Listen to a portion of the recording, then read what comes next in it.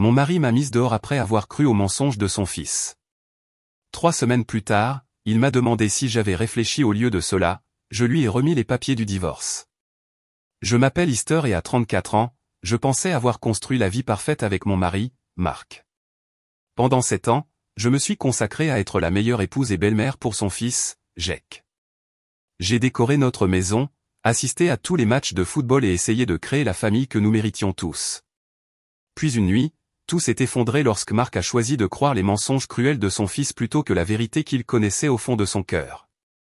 3 semaines plus tard, lorsqu'il m'a appelé pour me demander si j'avais réfléchi à mes actions, il s'attendait à des excuses. Au lieu de cela, je lui ai remis des papiers de divorce. Avant de vous raconter comment je suis passé de femme aimante à la remise de papiers de divorce en seulement 3 semaines, faites-moi savoir d'où vous regardez et cliquez sur ce bouton d'abonnement si vous avez déjà eu quelqu'un qui a cru des mensonges à votre sujet. Mark et moi nous sommes rencontrés lors d'une conférence marketing de l'industrie à Chicago il y a 6 ans.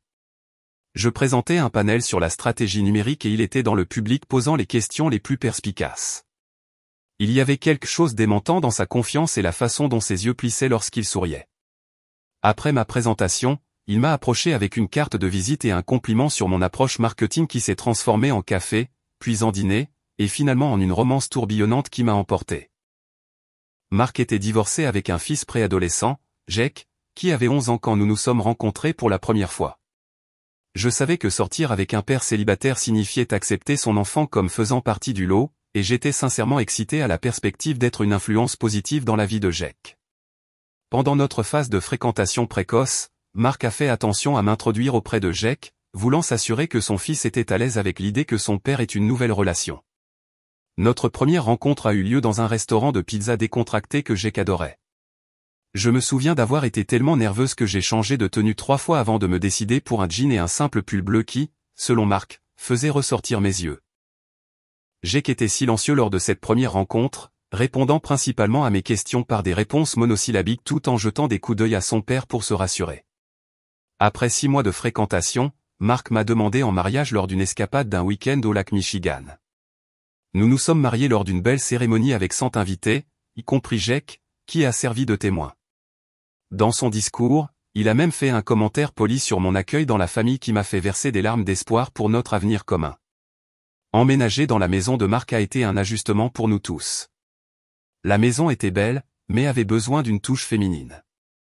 Mark l'avait entretenue suffisamment bien après son divorce, mais elle manquait de chaleur et de personnalité. Avec sa permission enthousiaste, j'ai redécoré la plupart des pièces, créant des espaces qui donnaient l'impression d'être chez nous pour tous les 3. J'ai été prudente avec la chambre de Jake, cependant, n'offrant mon aide que s'il voulait des changements, respectant que c'était son espace personnel. Ces premiers jours ont été remplis d'optimisme et d'efforts sincères. Je savais que la fusion des familles présenterait des défis, mais j'étais déterminé à y parvenir.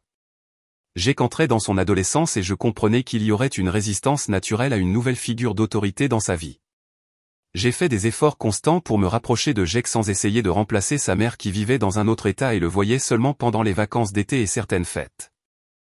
J'assistais à ses matchs de football, encourageant bruyamment depuis les gradins et apprenant les règles d'un sport que je n'avais jamais suivi auparavant. Je cuisinais ses repas préférés, notant ses préférences et ses goûts alimentaires. Lorsqu'il avait des difficultés en algèbre, je passais des soirées à la table de la cuisine à l'aider à résoudre des problèmes, en m'appuyant sur mes propres forces académiques. Il y a eu des moments où je pensais que nous faisions une percée. Des soirées cinéma familiales occasionnelles où Jake restait assis pendant tout le film sans être collé à son téléphone. Un samedi après-midi surprenant où il m'a demandé de l'aide pour un projet scolaire sur le marketing, reconnaissant mon expertise professionnelle. Le matin de Noël, il a semblé sincèrement heureux de l'ordinateur portable de jeu que j'avais recherché longuement pour m'assurer que c'était exactement ce qu'il voulait. Mark a remarqué et apprécié mes efforts.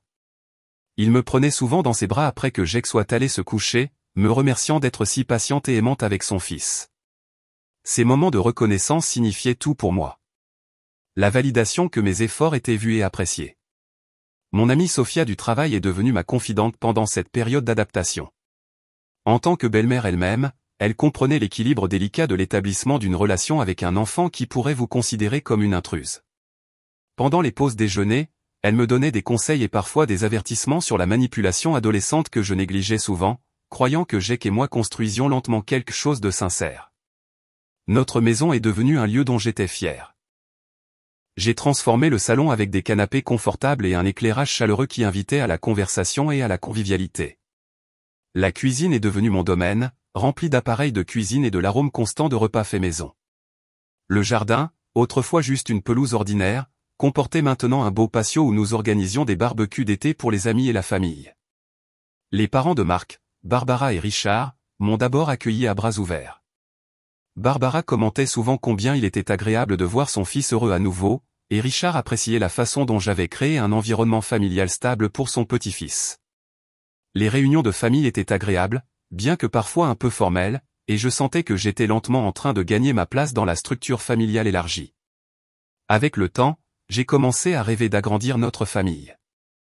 Marc et moi avions discuté d'avoir nos propres enfants, convenant d'attendre que Jake soit un peu plus âgé et que notre dynamique familiale soit plus établie. J'imaginais un petit frère ou une petite sœur pour Jake, espérant qu'un nouveau frère ou une nouvelle sœur pourrait aider à cimenter nos liens familiaux. Il y avait des moments occasionnels qui me faisaient réfléchir, des instants fugaces où Jake me lançait un regard froid quand son père ne regardait pas ou faisait un commentaire dédaigneux sur quelque chose que j'avais fait ou dit. Mais j'ai rejeté cela comme des sautes d'humeur normales d'adolescent. Rien d'assez préoccupant pour y remédier directement. Je me suis convaincu que ce n'était que des heurts sur la route pour construire notre famille. Croyant qu'avec suffisamment d'amour et de patience, Jake finirait par m'accepter pleinement. Je me suis consacré à être l'épouse et la belle-mère parfaite avec un dévouement sincère, certaine que mes soins sincères finiraient par vaincre toute résistance persistante. Rétrospectivement, je réalise que j'étais tellement concentré sur la création de la famille parfaite que j'ai manqué les signes avant-coureurs qui commençaient à apparaître, des indicateurs subtils qu'en sous-marin, des ennuis se préparaient et qui finiraient par exploser en la trahison qui a tout changé. Le changement dans le comportement de Jake était si graduel qu'au début, je l'ai à peine remarqué. Alors qu'il entrait dans sa dernière année de lycée à 17 ans, j'ai attribué sa distance croissante à un développement normal d'adolescent. Mais le schéma est devenu impossible à ignorer. Les dîners de famille, autrefois une partie non négociable de notre routine, sont devenus ponctués par la chaise vide de Jake et des excuses par SMS concernant des sessions d'études ou des activités extrascolaires qui se prolongeaient tard. Un soir, après que Jake ait manqué 3 dîners de suite, j'ai préparé sa lasagne préférée spécifiquement pour l'inciter à rentrer à la maison. Quand il m'a envoyé un SMS disant qu'il restait chez un ami pour travailler sur un projet, j'ai ressenti une nette piqûre de rejet. Marc a simplement haussé les épaules, disant « C'est ça le lycée. Les projets se passent toujours chez les autres. » J'ai commencé à remarquer d'autres comportements préoccupants. En passant devant la chambre de Jake, je l'ai entendu au téléphone avec des amis, sa voix baissant à un murmure quand il s'est rendu compte que j'étais à proximité. Une fois, je l'ai clairement entendu dire « Elle se mêle toujours de mes affaires. » Suivi d'un roulement d'yeux lorsqu'il m'a vu dans le couloir. Ensuite, de petits objets ont commencé à disparaître dans la maison. Mon bracelet en argent que je laissais habituellement sur ma commode a disparu sans explication. 40 $ ont disparu de mon portefeuille alors que j'aurais juré avoir retiré 60 $ au distributeur automatique. Lorsque j'ai mentionné ces incidents à Marc, il a suggéré que j'étais étourdi ou que j'avais mal placé les objets. Un après-midi, j'ai décidé de parler à Marc de mes inquiétudes concernant le comportement de plus en plus distant de Jake. Nous prenions un café sur le patio, un rare moment de solitude un samedi. Je m'inquiète pour Jake, ai-je dit avec précaution, en remuant mon café. Avez-vous remarqué comment il n'est jamais là et quand il est à la maison, il me parle à peine? Marc a soupiré, se reculant sur sa chaise. Easter, il a 17 ans. Les adolescents ont besoin d'espace. Ils ne veulent pas traîner avec leurs parents. Cela me semble plus que ça, j'ai persisté. C'est comme s'ils m'évitaient délibérément spécifiquement. Pas vous, juste moi. Vous réfléchissez trop, Marc a rejeté d'un geste de la main. Il est juste un adolescent. J'ai laissé tomber le sujet, mais le malaise persistait, un bourdonnement constant en arrière-plan de nos vies quotidiennes. Les notes de Jake ont commencé à baisser à ce moment-là aussi. Quand une notification est arrivée du portail scolaire concernant sa note de chimie défaillante, j'ai essayé de l'aborder avec une offre d'aide. Je l'ai trouvé dans sa chambre en train de jouer à des jeux vidéo, casque sur les oreilles, complètement absorbé par son monde virtuel. Jake, ai-je dit après avoir frappé et reçu une reconnaissance réticente pour entrer. J'ai vu ta note de chimie. J'étais assez bonne en sciences à l'école. Aimerais-tu un peu d'aide pour étudier pour le prochain test? Il a arraché son casque, son expression immédiatement hostile. As-tu sérieusement vérifié mes notes derrière mon dos? Je ne les ai pas vérifiées derrière ton dos, ai-je expliqué calmement. Ton père et moi recevons automatiquement les notifications de l'école. Je pensais que je pouvais aider. Je n'ai pas besoin de ton aide, a-t-il rétorqué, sa voix montant. Et je n'ai certainement pas besoin que tu m'espionnes et que tu rapportes à mon père. Jake, ce n'est pas ce que je fais. Je me soucie de ton succès et tu n'es pas ma mère, a-t-il interrompu, le visage rougi de colère. Arrête d'essayer de faire comme si tu l'étais. L'explosion m'a laissé sidéré et blessé. Je me suis retiré de sa chambre, luttant contre les larmes, me demandant d'où venait ce niveau d'hostilité. Lorsque j'ai raconté l'interaction à Mark, il l'a à nouveau minimisé. Il est sous beaucoup de pression avec les candidatures à l'université qui arrivent, a expliqué Mark. Il ne le pensait pas personnellement. Mais cela avait semblé intensément personnel, un rejet délibéré de mon rôle dans sa vie après des années d'efforts pour construire une relation. La situation s'est aggravée lorsque j'ai accidentellement découvert des messages inappropriés sur le téléphone de Jake. Il l'avait laissé sur le comptoir de la cuisine pendant qu'il allait prendre une douche, et il n'arrêtait pas de sonner avec des notifications. N'ayant pas l'intention de fouiller, mais préoccupé par les alertes constantes, j'ai jeté un coup d'œil à l'écran et j'ai vu des messages d'une personne nommée Tyler discutant d'une fête où il prévoyait d'apporter de l'alcool et de la marijuana. Cette découverte m'a mise dans une position difficile. Je savais que Mark devait être informé du comportement potentiellement dangereux de son fils, mais je savais aussi qu'aborder cela de manière inappropriée pourrait endommager davantage ma relation déjà fragile avec Jake. Après mûre réflexion, j'ai décidé de parler à Mark de la mise en place d'une structure et d'une discipline plus stricte dans la vie de Jake, sans mentionner spécifiquement les textos. Je ne voulais pas trahir la vie privée de Jake entièrement, espérant que des limites générales pourraient aborder les comportements spécifiques préoccupants. Cette conversation ne s'est pas déroulée comme prévu. Mark est immédiatement devenu défensif lorsque j'ai suggéré que Jake pourrait bénéficier d'une structure plus rigide. « Est-ce que tu dis que je n'élève pas mon fils correctement ?» a-t-il demandé, son ton vif. Pas du tout, j'ai fait marche arrière, surprise par sa réaction. Je pense juste que les adolescents ont parfois besoin de limites claires, surtout quand ils font des choix qui pourraient affecter leur avenir. De quel choix exactement parlez-vous? Mark a insisté. Juste des trucs d'adolescents généraux, ai-je dit vaguement, ne voulant pas révéler ce que j'avais vu sur le téléphone sans être certaine de la façon dont Mark le gérerait. J'élève Jake depuis 17 ans, a dit Mark froidement. Je pense que je sais ce dont il a besoin mieux que quelqu'un qui est dans sa vie depuis une fraction de ce temps. La conversation s'est terminée avec une tension persistante dans l'air, et alors que je me tournais pour quitter la pièce, j'ai aperçu Jake debout dans le couloir, un sourire satisfait jouant sur ses lèvres avant qu'il ne réarrange rapidement ses traits en une expression neutre. C'était bref mais indubitable, et un frisson m'a parcouru l'échine en réalisant qu'il écoutait et qu'il était satisfait du discours dont il avait été témoin. Vers cette époque, Jake a commencé à sortir avec une fille nommée Brittany, qui semblait instantanément ne pas m'aimer malgré nos interactions minimes. Quand elle venait dîner, elle parlait chaleureusement à Mark tout en me répondant sèchement et poliment. Je l'ai entendu une fois dire à Jake, « Je ne sais pas comment tu supportes de la voir tout le temps. » Quand elle pensait que je n'étais plus à portée de voix, mon malaise dans ma propre maison grandissait constamment. Je commençais à me sentir comme une intruse plutôt qu'un membre de la famille, marchant sur des œufs pour éviter de déclencher l'hostilité de Jake ou de provoquer une autre dispute avec Mark. La maison que j'avais si affectueusement décorée ne me semblait plus être mon sanctuaire, mais un champ de bataille où j'étais de plus en plus dépassé. Pourtant, malgré la tension croissante, j'ai continué à croire que ce n'était qu'une phase difficile que nous surmonterions éventuellement. J'avais investi trop de mon cœur et de mon temps dans cette famille pour abandonner au premier vrai défi.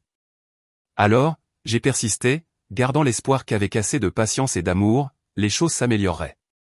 Je n'avais aucune idée que le pire était à venir et que ma place dans cette famille était bien plus précaire que je ne l'avais jamais imaginé. Mon 34e anniversaire aurait dû être une célébration entourée de ma famille.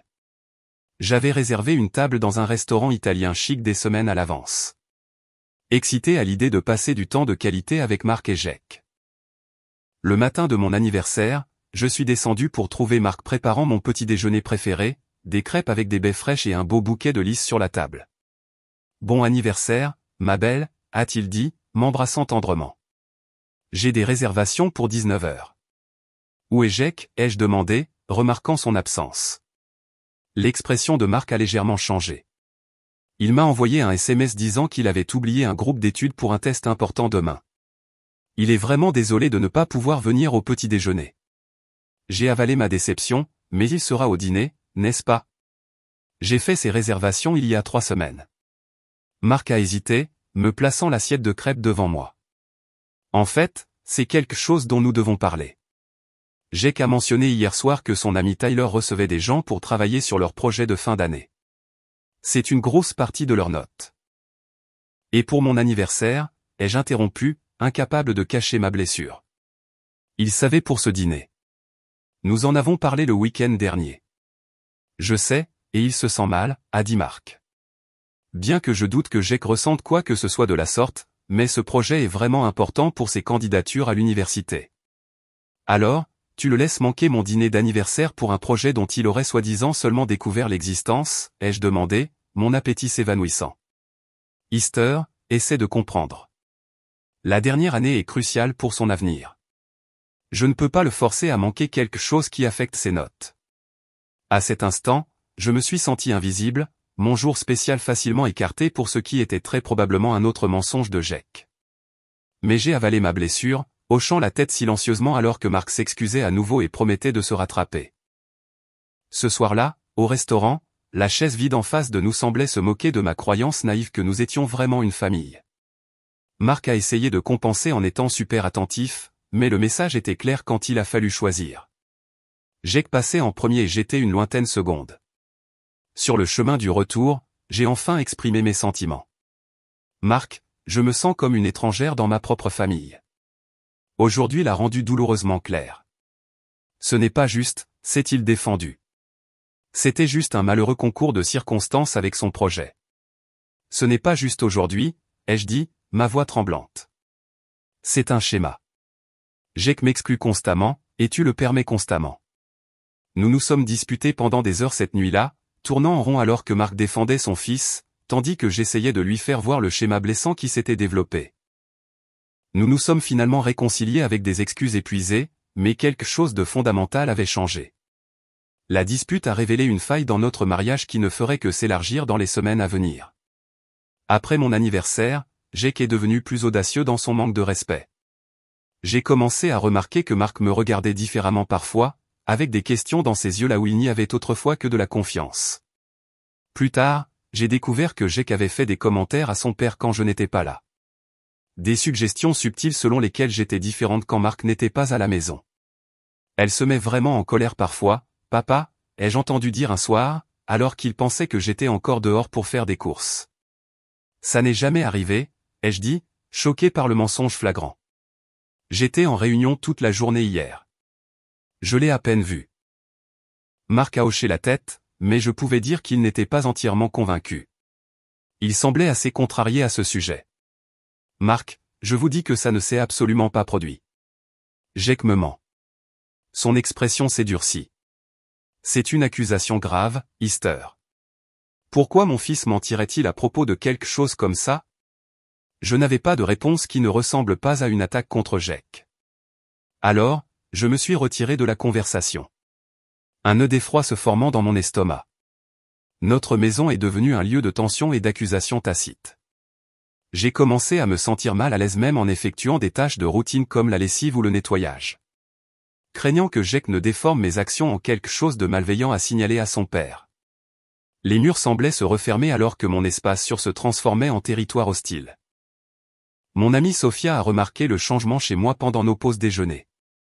Tu as l'air épuisé, a-t-elle dit un jour, sa préoccupation évidente. Est-ce que tout va bien à la maison? Je me suis effondré, puis je lui ai tout raconté. Le comportement de plus en plus extrême de Jake, la suspicion croissante de Marc, mon isolement croissant au sein de ma propre famille. Sophia a écouté, son expression grave. Easter. Cela ressemble à une aliénation délibérée, a-t-elle dit finalement. Jake est en train de monter votre mari contre vous et Marc le permet. Vous avez besoin d'aide professionnelle, peut-être d'une thérapie familiale. Fortifié par le soutien de Sophia, j'ai prudemment suggéré une thérapie à Marc ce soir-là. Je pense que nous pourrions tous bénéficier de parler à quelqu'un. Il y a des problèmes de communication qui nous affectent tous. La réaction de Marc a été rapide et défensive. Nous n'avons pas besoin d'un étranger pour nous dire comment être une famille. C'est juste une mauvaise passe. Marc, c'est plus qu'une mauvaise passe, ai-je insisté. J'ai l'impression d'être chassé de ma propre maison. Maintenant, tu es dramatique, a-t-il dit avec dédain. Jake traverse juste des trucs d'adolescent typiques et tu le prends personnellement. Le rejet de la thérapie a semblé être une autre porte qui se ferme, un autre chemin potentiel vers une résolution bloquée. Les choses ont pris une tournure encore plus sombre lorsque j'ai découvert que mes documents personnels avaient été fouillés dans notre bureau à domicile.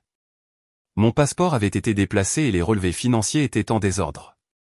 Lorsque j'ai vérifié mon compte bancaire personnel, j'ai découvert que $500 avaient disparu d'un dépôt récent. Seul Marc avait accès à ce compte à part moi, car nous avions mis en place un accès d'urgence à nos comptes personnels respectifs au début de notre mariage. Lorsque j'ai abordé Marc au sujet de l'argent manquant, sa confusion a semblé sincère, mais il n'a offert aucune explication.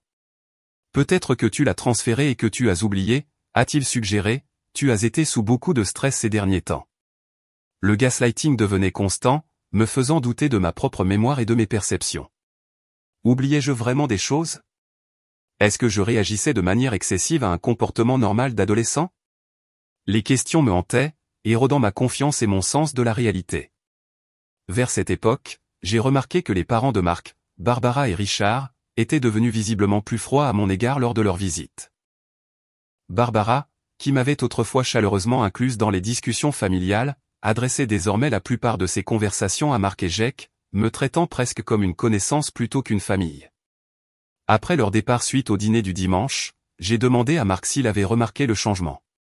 Il a haussé les épaules. Ils sont juste inquiets pour Jake. Il leur a dit que tu étais particulièrement dur avec lui ces derniers temps.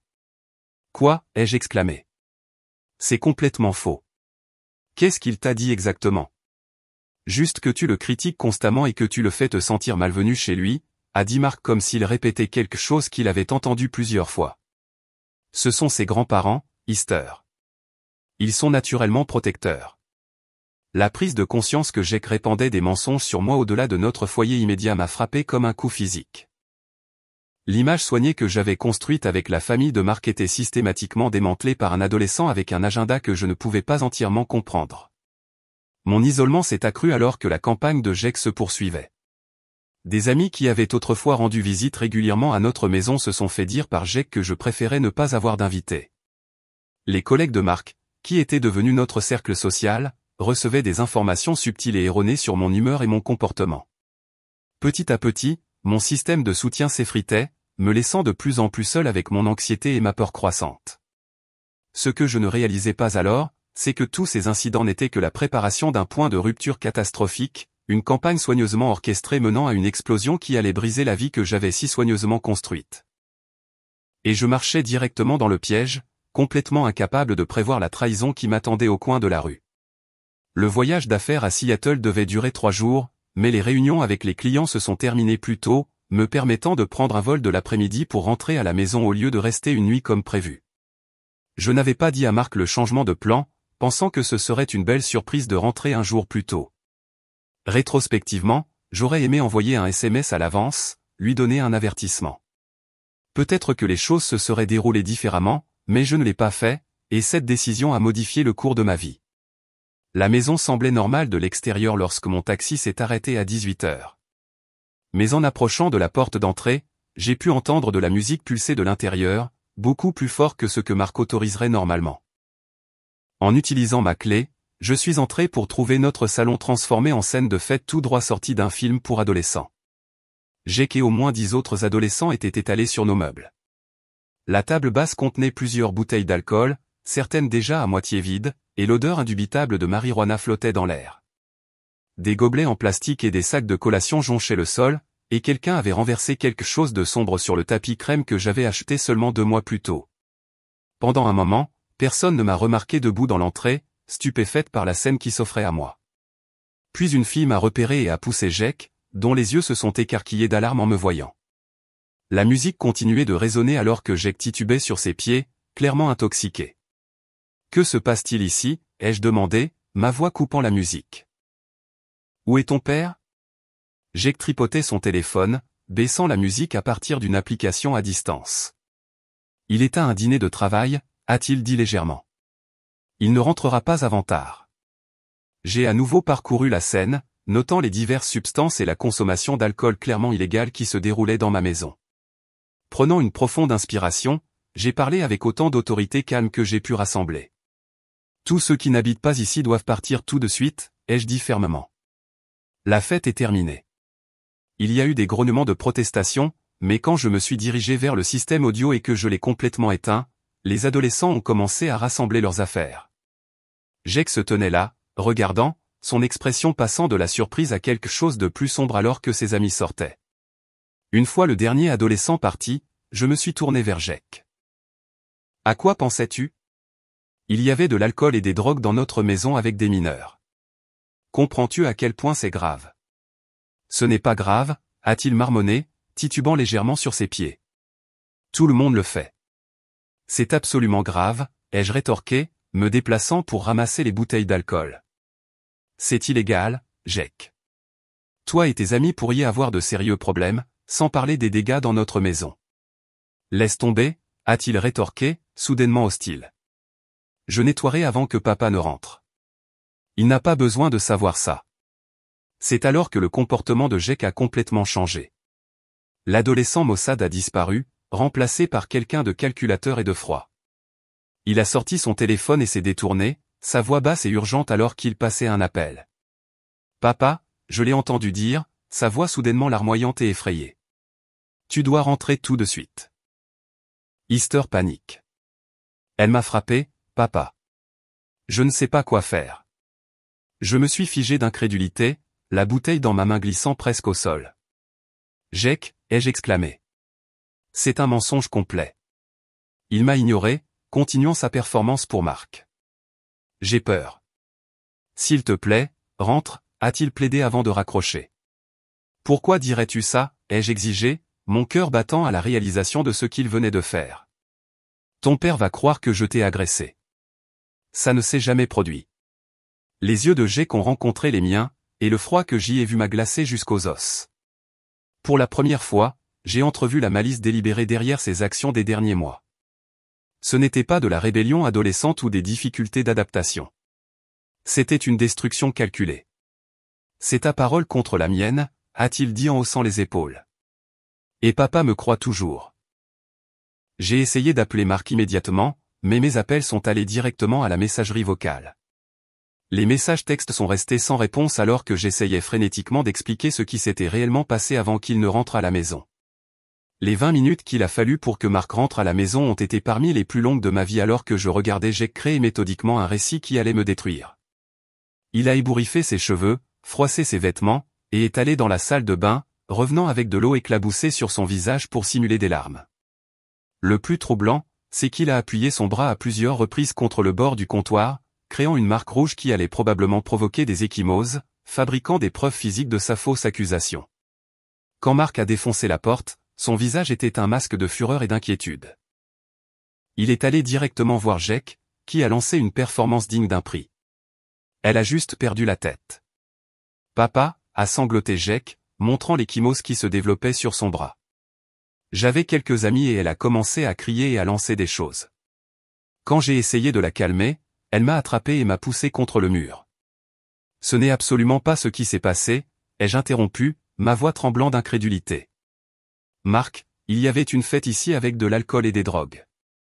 J'ai renvoyé ses amis et je nettoyais quand il t'a appelé avec ce mensonge scandaleux. Marc a regardé autour de lui les preuves restantes de la fête, puis son fils. Est-ce vrai? Tu avais de l'alcool ici. Pendant un moment, j'ai pensé que la raison l'emporterait, mais Jake avait son histoire prête. C'était juste quelques bières que quelqu'un a apportées sans me le dire, a-t-il dit, sa voix de manière convaincante contrite. J'allais leur demander de partir quand Easter est rentré tôt et a simplement explosé. Elle m'a toujours détesté, papa. Elle attendait juste une excuse. Ce n'est pas vrai, ai-je dit désespérément. Marc, tu me connais. Tu sais que je ne ferai jamais de mal à Jake. S'il te plaît, tu dois me croire. Marc nous a regardés tous les deux, son expression torturée. Puis ses yeux se sont posés sur la marque rouge sur le bras de Jake, et j'ai vu sa décision se former avant qu'il ne la prononce. Fais tes valises. Easter, a-t-il dit calmement, sa voix comme de la glace. Je veux que tu sortes de cette maison ce soir.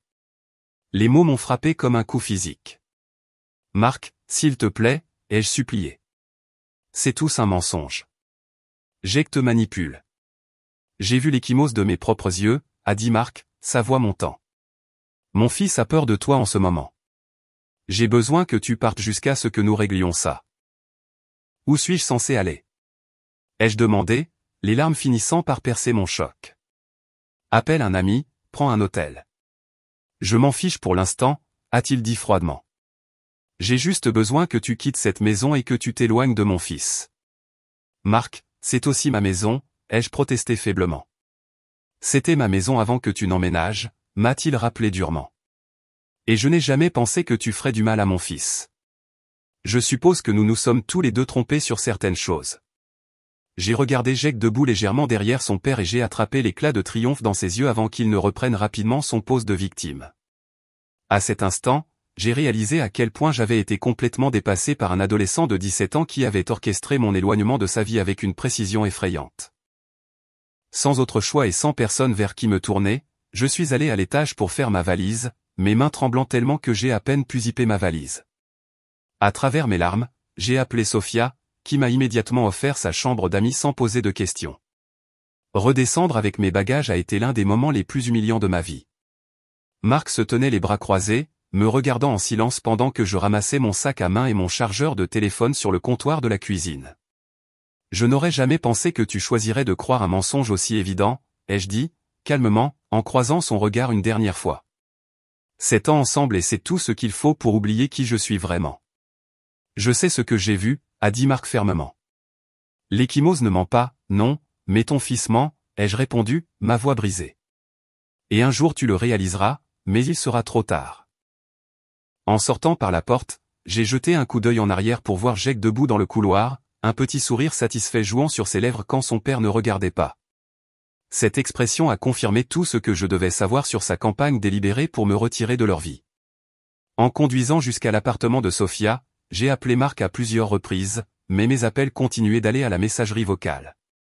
J'ai envoyé message après message expliquant ce qui s'était réellement passé, le suppliant de regarder les preuves autour de lui, de se demander pourquoi Jake l'appellerait plutôt que la police s'il avait vraiment été agressé, de se souvenir de qui j'étais et de nos années ensemble. Tout est resté sans réponse alors que la nuit s'étirait. Quand je suis arrivé chez Sophia, elle a jeté un coup d'œil à mon visage terre strict et m'a serré dans ses bras. Quoi qu'il soit arrivé, nous trouverons une solution, a-t-elle promis alors que je m'effondrais en sanglots dans ses bras. Cette nuit-là, alors que j'étais allongé sur le lit d'amis de Sophia, regardant le plafond, j'ai eu l'impression que mon monde entier avait été arraché en un instant. La maison que j'avais créée, l'homme que j'aimais, la vie que j'avais construite, tout avait disparu à cause des mensonges d'un adolescent, et d'un mari qui avait choisi de croire le pire de moi sans une hésitation. Le lendemain matin, lorsque les parents de Mark sont arrivés à la maison pour soutenir leur fils et leur petit-fils pendant cette période difficile, la victoire de Jake était complète. Il m'avait réussi à m'expulser de la famille et à rallier tout le monde à sa cause, tout en me dépeignant comme la méchante d'une histoire qu'il avait soigneusement créée pendant des mois. Ce qu'ils ignoraient tous, c'est qu'en me chassant, il m'avait libéré du réseau de manipulation dans lequel j'avais été piégé. Et dans les semaines à venir, cette liberté me donnerait la clarté et la force de riposter d'une manière qu'aucun d'entre eux n'aurait pu anticiper.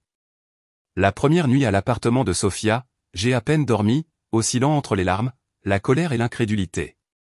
Mais au matin, quelque chose avait changé en moi. Le choc initial cédait la place à une détermination grandissante qui ne ferait que se renforcer dans les jours à venir. Tu as besoin de conseils juridiques, a dit Sophia devant un café, me regardant vérifier mon téléphone pour des messages de Mark qui n'étaient toujours pas arrivés. C'est au-delà d'un simple malentendu.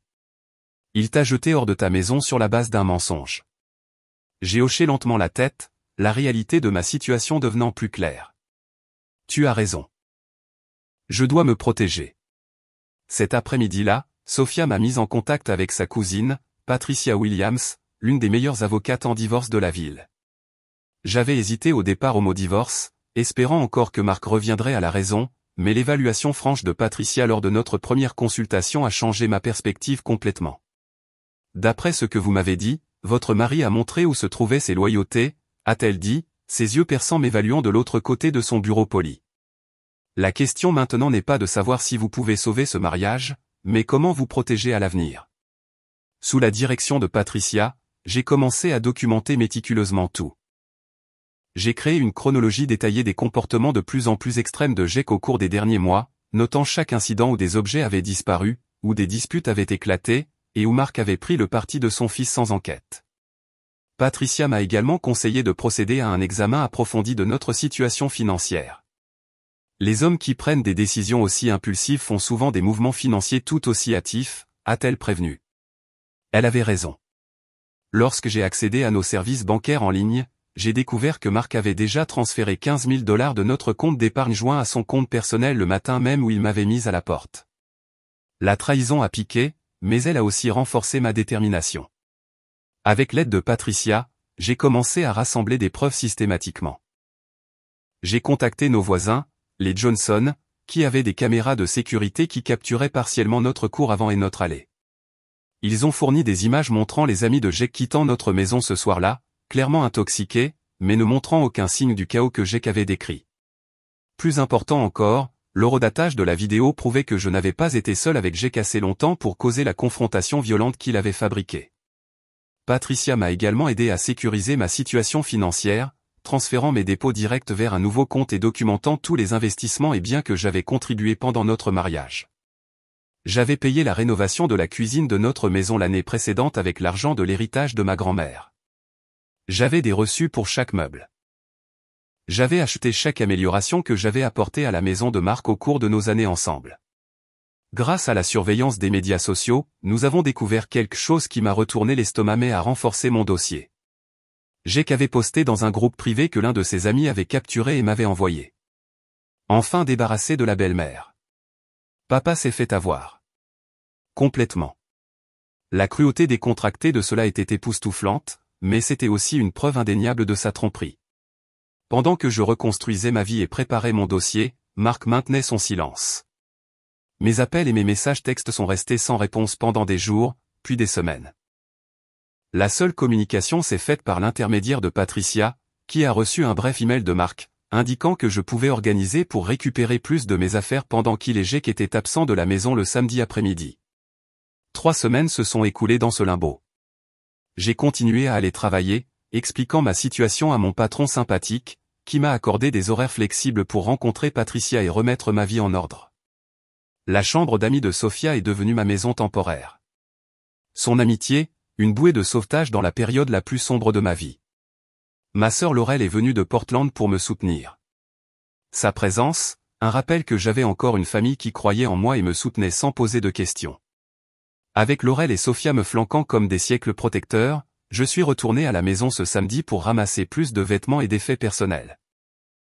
Marcher dans la maison que j'avais rendue belle semblait surréaliste.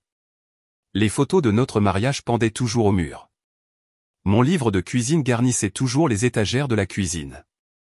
Mon jardin visible à travers les fenêtres, les rosiers que j'avais plantés commençant à fleurir. Pourtant, j'étais maintenant une intruse ici, autorisé une fenêtre de 2 heures pour ramasser mes affaires comme un voleur inversé. Laurel m'a trouvé assise sur le bord de notre lit, une photo encadrée de Mark et moi de notre voyage d'anniversaire dans la Napa Valley dans les mains. Ce n'est pas la fin de ton histoire, Easter, a-t-elle dit doucement en s'asseyant à côté de moi. Ce n'est que la fin d'un chapitre, et le suivant sera tellement mieux parce que tu seras libre des gens qui ne te méritent pas, ces mots ont résonné profondément, plantant la graine d'une nouvelle perspective. Peut-être que cette expulsion douloureuse de mon mariage n'était pas une tragédie, mais une opportunité, une chance de reconstruire une vie sans les sapements et le gaslighting constant que j'avais enduré. Alors que la marque des 3 semaines approchait, j'ai subi une transformation physique qui reflétait ma transformation intérieure. J'ai coupé mes longs cheveux en un bob élégant qui me faisait me sentir plus légère et plus moderne. J'ai rejoint un cours de kickboxing matinal, canalisant ma blessure et ma colère dans la force physique. J'ai acheté de nouveaux vêtements qui reflétaient qui je devenais plutôt que qui j'avais essayé d'être pour Mark et Jake. J'ai également renoué avec d'anciens amis qui s'étaient progressivement éloignés pendant mon mariage. Rétrospectivement, je pouvais voir comment Mark m'avait subtilement isolé, ayant toujours des raisons pour lesquelles certaines amitiés étaient problématiques ou pourquoi nous devions nous concentrer sur le temps en famille plutôt que sur mes liens sociaux. Une par une, j'ai contacté ces femmes, reconstruisant des ponts et élargissant mon réseau de soutien au-delà de Sophia et Laurel. À l'anniversaire exact de 3 semaines de la nuit où Marc m'avait jeté dehors, mon téléphone a sonné avec son numéro. J'ai regardé pendant plusieurs sonneries, mon cœur battant avant de répondre avec un simple et calme « Allô » qui démentait le tumulte en moi. « Easter » a dit sa voix, portant une légèreté forcée. « Marc, je pense qu'il est temps que nous parlions d'eux. »« Marc ?»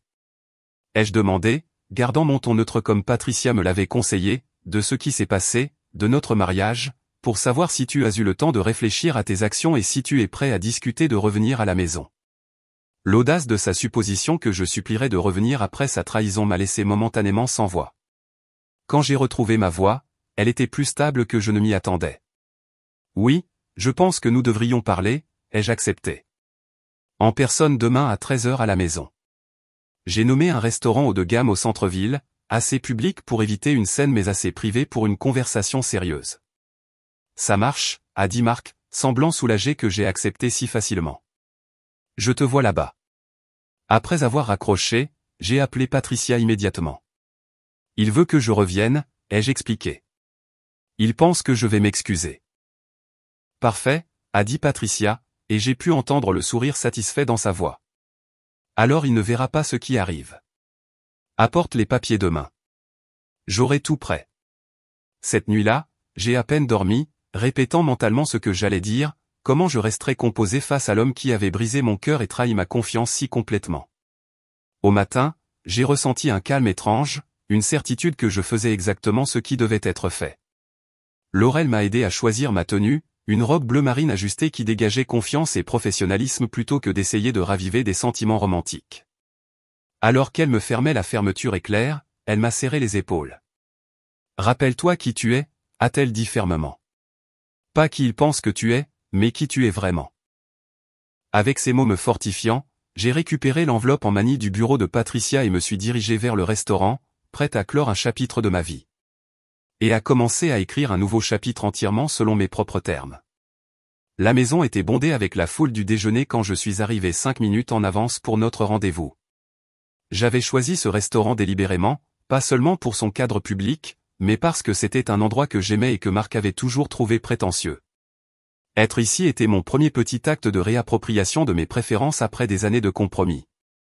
J'ai demandé une table près du fond où le bruit des autres clients offrirait de l'intimité pour notre conversation tout en restant suffisamment public pour décourager toute explosion. L'hôtesse m'a conduite à une table d'angle partiellement séparée par une cloison décorative, parfaite pour mes besoins. Marc est arrivé exactement à 13h, toujours ponctuel. Il m'a repéré et s'est approché, et j'ai eu un moment pour l'observer sans être vu. Il avait l'air fatigué, avec de nouvelles rides autour de ses yeux et une légère courbure de ses épaules qui n'y était pas il y a 3 semaines. Une petite partie de moi était satisfaite de voir les preuves physiques de son stress. « Easter » a-t-il dit, se penchant comme pour m'embrasser la joue avant d'y réfléchir à 2 fois et de s'installer maladroitement sur le siège en face de moi. « Tu as l'air différente. »« Bien, différente. »« Merci » ai-je répondu froidement, ne lui retournant pas le compliment. « Comment vas-tu ? » « Je me débrouille » a-t-il dit avec un sourire fatigué. « J'ai qu'être en thérapie maintenant. » C'était urgent. J'ai hoché la tête, pas surprise par cette évolution. C'est bien de l'entendre pour vous deux. Il a fallu des incidents graves pour y arriver, a admis Marc, une nouvelle humilité dans le ton. Des choses que j'aurais dû aborder il y a des années. J'ai beaucoup pensé aussi, ai-je dit, en prenant une gorgée de mon eau lorsqu'elle est arrivée. À la loyauté et à la confiance. À ce qui fait fonctionner un mariage. Marc a hoché la tête avec empressement. Exactement. Ce sont des moments difficiles avec un adolescent à la maison. Cela demande de la patience et de la compréhension de la part de tous. Non, Marc, ai-je dit fermement. Ce qui est requis, c'est la confiance. Et tu m'as montré exactement à quel point tu me faisais confiance quand tu as choisi de croire les mensonges de Jake sans même les remettre en question. Son expression s'est légèrement assombrie. Easter, j'ai vu l'échymose de mes propres yeux. Que étais-je censé penser ? Tu étais censé penser que ta femme depuis 7 ans, qui n'a jamais montré de tendance violente de sa vie, disait peut-être la vérité, ai-je répondu, gardant ma voix stable malgré la colère qui montait en moi. Tu étais censé considérer que ton fils de 17 ans, qui est de plus en plus hostile à mon égard depuis des mois, pourrait mentir. C'est une accusation grave, a dit Marc, répétant ces mots d'il y a des semaines. Jake est mon fils et j'étais ta femme, ai-je répondu, en soulignant le temps passé. Était-ce Marc? Ses yeux se sont légèrement agrandis à mon choix de mots. Tu veux dire? J'ai atteint mon sac à main et en ai sorti l'enveloppe en manille que Patricia avait préparée, la posant sur la table entre nous. Je demande le divorce. Pendant un moment, Marc a simplement regardé l'enveloppe comme si elle allait disparaître s'il la regardait assez longtemps. Puis il a eu un petit rire incrédule. Tu ne peux pas être sérieuse. C'est une réaction excessive à un malentendu. Un malentendu, ai-je répété incrédule. Tu m'as jeté hors de chez moi sur la base d'un mensonge. Tu as coupé la communication pendant 3 semaines. Tu as déplacé de l'argent de notre compte joint sans discussion. Ce n'est pas un malentendu, Marc. C'est une rupture fondamentale de confiance. Le téléphone de Marc a vibré sur la table. Le nom de Jake s'est affiché à l'écran, mais Marc l'a ignoré, se concentrant sur moi avec une préoccupation croissante. Easter, j'admets que j'ai réagi fortement ce soir-là. Mais tu dois comprendre, voir Jake bouleversé comme ça. Laisse-moi te montrer quelque chose, ai-je interrompu, sortant mon téléphone et ouvrant le dossier de preuves que j'avais compilé. Ce sont des images de sécurité de la maison des Johnson, de l'autre côté de la rue. L'horodatage indique que les amis de Jake sont partis à 18h15 ce soir-là. Mon appel à Sophia était à 18h23. Cela laisse 8 minutes pour que j'aie soi-disant agressé Jake et qu'il t'appelle en pleurs. J'ai glissé le téléphone vers Marc, qui a regardé la vidéo avec un froncement de sourcils de plus en plus prononcé. Cela ne prouve rien, a-t-il dit, mais sa voix manquait de conviction.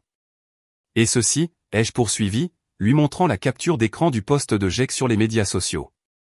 Ton fils se vante d'avoir sorti ma belle-mère de l'image. Cela ressemble-t-il au comportement d'une victime ou de quelqu'un qui a orchestré toute cette situation?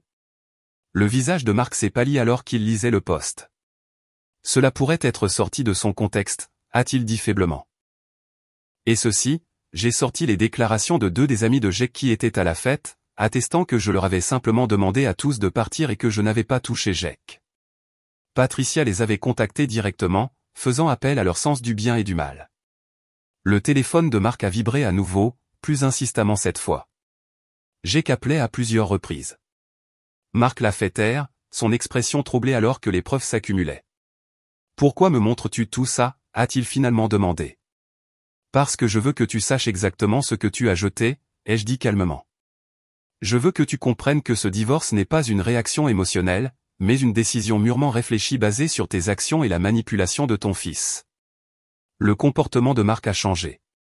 La désespérance remplaçant sa confiance initiale. Easter, s'il te plaît. Nous pouvons résoudre ça.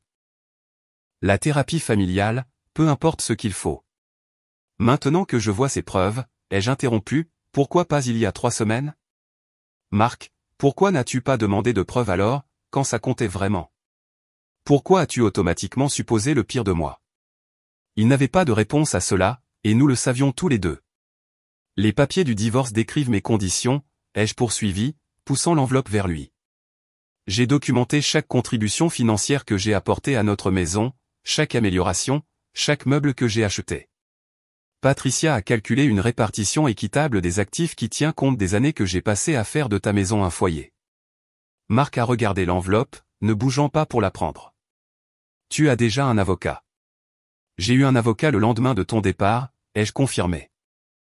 Parce que contrairement à toi, je n'ai pas pris de décision qui change la vie sous le coup de l'émotion. Son téléphone a vibré encore une fois, et cette fois Marc y a jeté un coup d'œil avec une irritation visible. Jake continue d'appeler. Il n'appelle jamais autant de fois à moins que ce ne soit important. Peut-être qu'il sent que son plan est en train de s'effondrer, ai-je suggéré.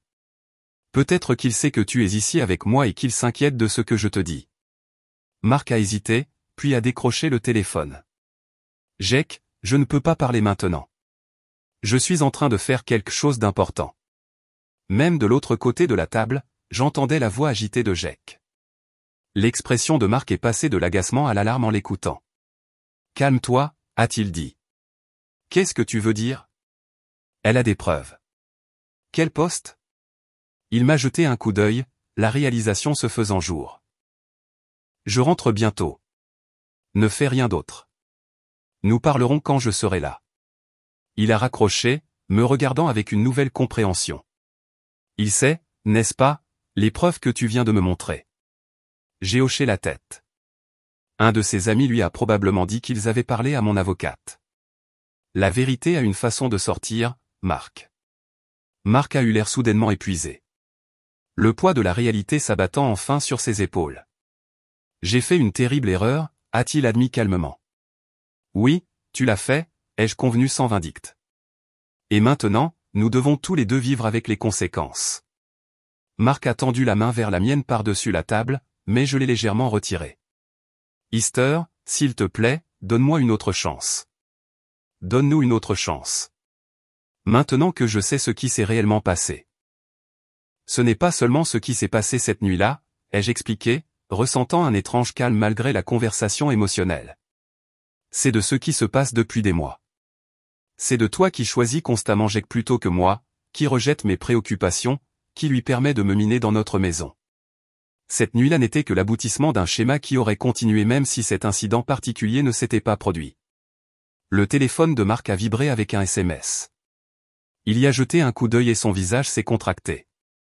Jake dit que tu mens, qu'il t'a fabriqué pour le piéger. Bien sûr qu'il le fait, ai-je dit avec un sourire triste. Et il y a 3 semaines, tu l'aurais cru sans hésiter. Le crois-tu toujours? La question flottait entre nous, un test que Marc semblait enfin comprendre l'importance. Après un long moment, il a secoué la tête. Non, a-t-il dit calmement. Je ne crois pas que je le fasse. Alors peut-être que tu commences à voir ce que j'essaie de te dire depuis toujours. Marc avait l'air brisé.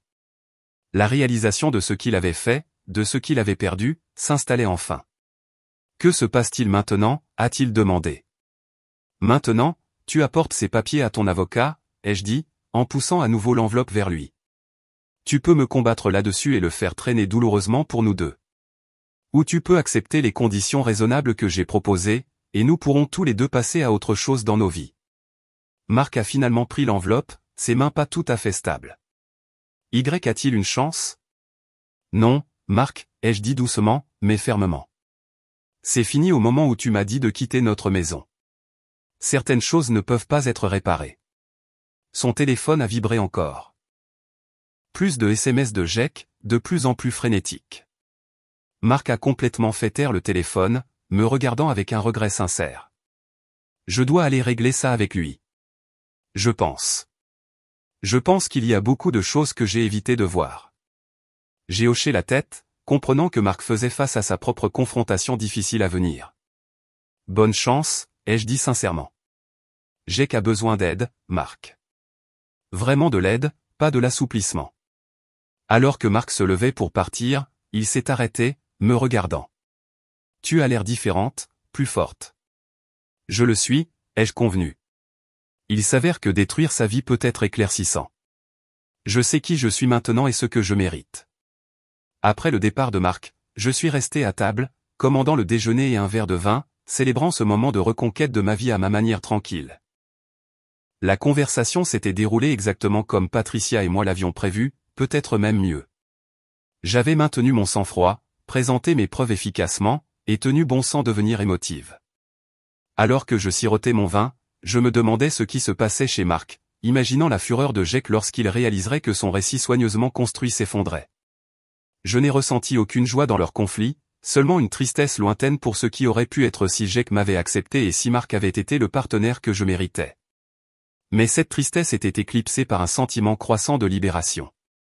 Pour la première fois depuis des années, je prenais des décisions uniquement pour moi, sans tenir compte de leur impact sur un mari qui ne me valorisait pas ou sur un beau-fils qui travaillait activement contre moi. La liberté était à la fois terrifiante et exaltante. Une toile vierge sur laquelle je pouvais créer une nouvelle vie entièrement de ma propre conception. Au moment où j'ai terminé mon repas, Marc avait appelé 3 fois, laissant des messages vocaux de plus en plus urgents que j'ai choisi de ne pas écouter immédiatement. Quelle que soit la crise qui se déroulait dans son foyer, ce n'était plus ma responsabilité de gérer. Cette prise de conscience seule valait la peine d'être célébrée avec un deuxième verre de vin et le dessert au chocolat que j'avais toujours aimé, mais que Marc avait toujours jugé trop indulgent. Parfois, ai-je réfléchi en savourant chaque bouchée. La fin d'une histoire n'est que le début nécessaire d'une bien meilleure. 6 mois peuvent tout changer. Alors que je me tenais à la fenêtre de mon nouvel appartement, regardant le coucher de soleil peindre la ligne d'horizon de la ville de teintes roses et dorées, je reconnaissais à peine la femme que j'avais été lorsque Marc m'avait dit pour la première fois de quitter notre maison. Mon nouvel endroit était plus petit que la maison que nous avions partagée, mais il était entièrement à moi, décoré exactement à mon goût sans compromis pour les préférences de quelqu'un d'autre. Le salon présentait l'art audacieux et abstrait que Marc avait toujours détesté. La cuisine avait les appareils haut de gamme que j'avais toujours voulu, mais que Marc avait jugé inutiles. Chaque coin reflétait ma personnalité, mes choix, ma vie retrouvée. Le divorce avait été finalisé 3 mois plus tôt avec étonnamment peu de conflits après notre confrontation initiale. Marc avait examiné les conditions avec son avocat et avait accepté la plupart d'entre elles sans argument. Patricia avait été à la fois surprise et ravie de sa coopération, bien que nous ayons tous deux soupçonné que cela provenait plus de la culpabilité que de la générosité. Il sait qu'il a fait une erreur, avait dit Patricia lors de notre dernière rencontre, et il sait que se battre contre toi ne ferait que le faire paraître pire aux yeux de tous, y compris les siens. Le règlement financier avait été juste, me permettant d'acheter cet appartement et d'avoir encore assez d'économies pour me sentir en sécurité. J'ai reçu la moitié de la valeur des améliorations que j'avais apportées à la maison de Marc, une compensation pour les meubles que j'ai laissés derrière moi, et une partie de nos investissements conjoints proportionnels à mes contributions pendant notre mariage. Ce que le règlement ne pouvait pas compenser, c'était le coût émotionnel de la trahison. L'humiliation d'avoir été jeté hors de ma maison, la douloureuse réalisation que 7 ans de mariage pouvaient être rejetés si facilement. Cette guérison devait venir de l'intérieur, un processus plus lent et plus complexe que le processus juridique. Marc avait appelé à plusieurs reprises dans les jours suivant notre rencontre à la maison, laissant des messages vocaux qui évoluaient de supplications désespérées de réconciliation à des reconnaissances sobres de son échec en tant que mari. Je les ai tous écoutés, mais je n'ai répondu à aucun, ayant besoin de l'espace et du temps pour traiter mes sentiments sans son influence. D'amis communs, j'ai appris ce qui s'était passé lorsque Marc est rentré à la maison ce jour-là. Jake, réalisant que son père avait vu les preuves, avait lancé une diatribe défensive qui a rapidement dégénéré en une confession accidentelle. Dans sa colère, il avait trop révélé, confirmant qu'il avait délibérément orchestré mon expulsion de leur maison. La révélation avait forcé Marc à faire face à des années de comportement permissif, à permettre à Jake de manipuler les situations à son avantage, à ne pas fixer de limites appropriées. Ce fut un éveil douloureux qui a apparemment conduit à plusieurs disputes intenses suivies d'un silence tendu entre père et fils. Le comportement de Jake aurait continué à dégénérer dans les mois suivant mon départ. Ses notes ont encore chuté. Il a été pris en train de boire à l'école et finalement suspendu pour avoir intimidé un autre étudiant en ligne. L'image du fils parfait qu'il avait maintenu pour son père s'est complètement effondrée, révélant l'adolescent troublé qui se cachait derrière. Au travail, mon attention et ma détermination m'ont valu une promotion au poste de directrice marketing senior, un poste que je n'aurais peut-être jamais poursuivi en étant marié à Marc. J'avais toujours subtilement diminué mes ambitions pour éviter de le surpasser, un autre compromis que je n'avais même pas reconnu jusqu'à ce qu'il ne soit plus nécessaire. Ma sœur Laurel, voyant à quel point j'avais prospéré par moi-même, a pris la décision de déménager pour se rapprocher de moi. Elle a accepté un emploi dans un hôpital local et a trouvé un appartement à seulement 10 minutes du mien. Avoir de la famille à proximité après des années d'isolement relatif était un cadeau dont je ne savais pas à quel point j'en avais désespérément besoin. Sophia est restée mon amie fidèle, celle qui avait été témoin de mon plus bas moment et de mon retour le plus fort. Nous avons établi une tradition de brunch du dimanche, nous rencontrant chaque semaine pour rattraper le temps perdu et nous soutenir mutuellement dans les défis de la vie.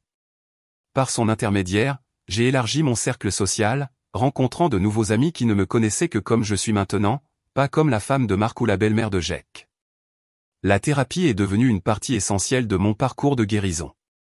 La docteure Hélène Carter m'a aidé à reconnaître les schémas dans lesquels j'étais tombé pendant mon mariage, les façons dont j'avais progressivement cédé des parties de moi-même pour maintenir la paix, pour être accepté, pour remplir un rôle qui n'a jamais été vraiment valorisé.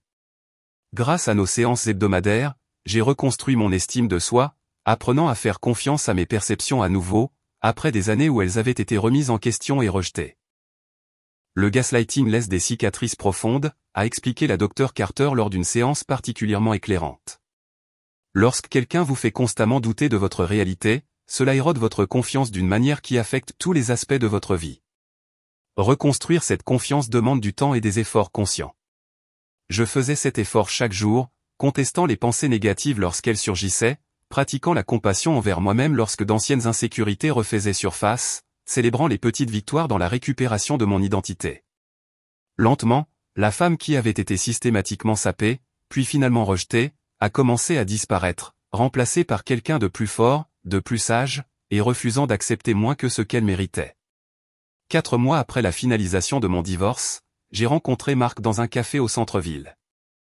La rencontre était inattendue et d'abord gênante, mais étrangement dénuée de la charge émotionnelle que j'aurais pu anticiper. Il avait l'air diminué, d'une certaine manière plus âgé, et moins sûr de lui que l'homme qui avait autrefois été le centre de mon monde. « Easter » a-t-il dit, une surprise sincère dans sa voix. « Tu as l'air merveilleuse. » « Merci » ai-je répondu, remarquant à quel point je pouvais maintenant lui parler facilement sans que mon cœur ne batte la chamade ou que mon estomac ne se noue. « Comment vas-tu ? » « Je me débrouille » a-t-il dit avec un sourire fatigué. « Jake est en thérapie maintenant. » C'était urgent depuis longtemps. J'ai hoché la tête, pas surprise par cette évolution. C'est bien de l'entendre pour vous deux. Il a fallu des incidents graves pour y arriver, a admis Marc, une nouvelle humilité dans le ton. Des choses que j'aurais dû aborder il y a des années. Nous avons discuté quelques minutes de plus, la conversation étant remarquablement civile compte tenu de notre histoire. Alors que nous nous préparions à nous séparer, Marc a hésité, puis a parlé avec une honnêteté brute. « J'ai fait la plus grosse erreur de ma vie ce soir-là » a-t-il dit calmement. « Je sais que dire pardon ne change rien, mais je suis vraiment. Je voulais te faire confiance. J'aurais dû voir ce qui se passait. » J'ai considéré ses paroles, appréciant les excuses tout en reconnaissant qu'elles ne changeaient rien à mon chemin actuel. « Merci de le dire, Marc. J'espère que toi et Jake trouverez la guérison. »« Es-tu heureuse » a-t-il demandé, une question qui aurait pu autrefois sembler intrusive, mais qui semblait maintenant simplement curieuse. « Je le suis » ai-je répondu honnêtement. Pas malgré ce qui s'est passé, mais d'une certaine manière grâce à cela. Je me suis retrouvé à nouveau à m'éloigner de cette rencontre fortuite. J'ai ressenti un sentiment inattendu de clôture. La reconnaissance par Marc de son erreur, bien qu'inutile à ma guérison, a fourni un point final définitif à notre histoire. Le chapitre était vraiment terminé, me permettant maintenant de me concentrer entièrement sur le nouveau récit que j'étais en train de créer. Ce récit incluait une nouvelle relation hésitante avec quelqu'un qui valorisait la communication et le respect par-dessus tout. Daniel avait été un client de mon cabinet de marketing, impressionné par mon travail au point de me proposer un café une fois notre projet professionnel terminé. Notre connexion s'était développée lentement et prudemment. Tous deux portant les leçons de relations passées qui nous rendaient conscients de construire quelque chose de sain dès le départ. « Ce que j'admire le plus chez toi, » m'a dit Daniel un soir alors que nous marchions le long du front de mer, « c'est ta résilience. Tu as pris quelque chose qui aurait pu te détruire et tu en as fait un catalyseur de croissance. Cela demande une force incroyable. » Ces mots m'ont profondément touché, reconnaissant le voyage sur lequel j'étais d'une manière que peu d'autres pouvaient faire.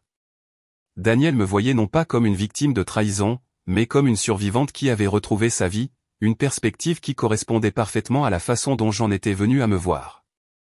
Quant à Jake, j'ai entendu par des connaissances communes qu'après sa suspension de l'école et plusieurs autres incidents, il avait finalement commencé à prendre sa thérapie au sérieux. La façade du fils parfait s'était complètement effondrée, lui permettant d'affronter ses propres démons, y compris des problèmes non résolus de divorce de ses parents des années auparavant. D'une manière étrange, peut-être que notre implosion familiale douloureuse avait été nécessaire pour qu'il obtienne enfin l'aide dont il avait besoin. Je ne ressentais aucune vindicte dans les difficultés de Jake, seulement un espoir lointain qu'il trouverait le moyen de devenir une meilleure personne que celui qui m'avait si calculating pushed out of his life. Le pardon était un processus complexe, sur lequel j'ai travaillé, non pas pour son bénéfice, mais pour ma propre tranquillité d'esprit. Je n'avais aucun intérêt à la réconciliation, mais je me libérais progressivement de la colère qui avait autrefois menacé de me consumer. 6 mois après avoir quitté la maison de Marc avec seulement une valise rapidement emballée, j'ai organisé une pendaison de crémaillère dans mon nouvel appartement. Entouré de Laurel, Sophia, de collègues devenus amis et de nouvelles connaissances qui devenaient rapidement des parties importantes de ma vie, j'ai ressenti un sentiment de contentement que je n'avais pas ressenti depuis des années. À de nouveaux départs, a trinqué Laurel, levant son verre alors que tout le monde se rassemblait dans mon salon. Et à ma sœur incroyable qui nous a montré à tous ce que signifie renaître de ses cendres. Alors que les vers s'entrechoquaient et que la conversation coulait autour de moi, j'ai réfléchi au chemin étrange qui m'avait mené ici.